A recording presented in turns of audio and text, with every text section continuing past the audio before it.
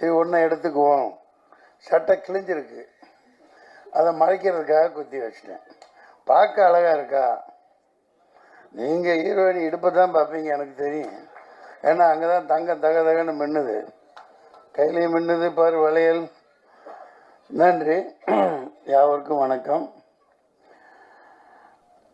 மக்கள் தொடர்பாளர் சுரேஷ், சதீஷ், கவிதா தொகுப்பாளினி மற்றும் தேவராஜ் பத்திரிகையாளர், எல்லாருமே, அனைத்து தாளிகையாளர்கள், பார்வையாளர்கள்,